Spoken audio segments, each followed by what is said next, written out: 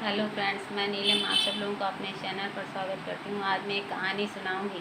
अगर आप लोगों को अच्छी लगे तो लाइक, सब्सक्राइब और शेयर करिएगा और कमेंट्स करके बताइएगा कि आपको कैसी लगी। अब मैं कहानी शुरू करती हूँ। रामलाल नाम के एक सेठ थे। उनके दो बेटे थे। बड़े बेटे का नाम सागर तथा छोटे बेटे का नाम अनुज था। छोटा बेटा अनुज बड़ा ही समझदार और दयालु था, जबकि बड़ा बेटा बड़ा ही चालाक था। वो अपने छोटे भाई का भला नहीं चाहता था। उनके घर में बिहारी नाम के काका काम करते थे।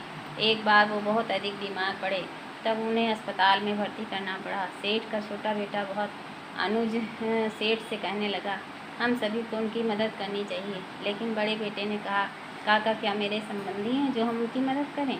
अनुज ने कहा, नहीं, लेकिन वो हमारे यहाँ काम करते हैं, उन्हें हमें उनका ध्यान रखना चाहिए। तब सेठ ने कुछ पैसे अनुज को दिए और वो उनकी मदद करे।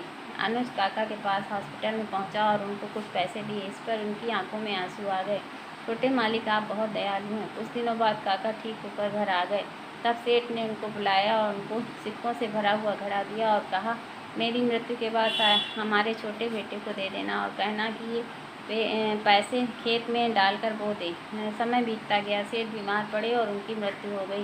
बड़े बेटे ने कहा, हम लोगों का बंटवारा होना चाहिए। पंचायत बैठी, उसमें कहा गया, दोनों लड़कों को आधा आधा मिलना चाहिए। बड़े बेटे ने कहा, मैं बड़ा हूँ, मुझे अधिक मिलना चाहिए। अनुज ने कहा, भैया ठीक कह रहे हैं, उन्हें सब दे दो। तब पापा, नहीं है तो मुझे कुछ नहीं चाहिए, कह कर रोने लगा। अनुज को एक छोटा सा खेत और उसमें बनी हुई झोपड़ी मिली। वो उसी में रहने लगा। एक दिन वो बहुत ही दुखी था।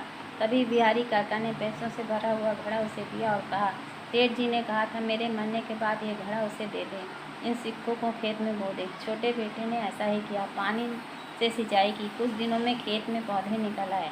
कुछ दिनों में फसल भी पक गई। उन पौधों में बहुत सारे पैसे निकल आए।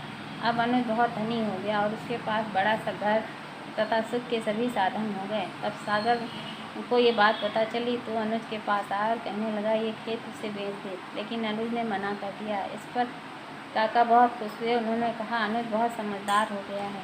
जब कोई साथ नहीं देता तब ईश्वर साथ देता है। Thank you.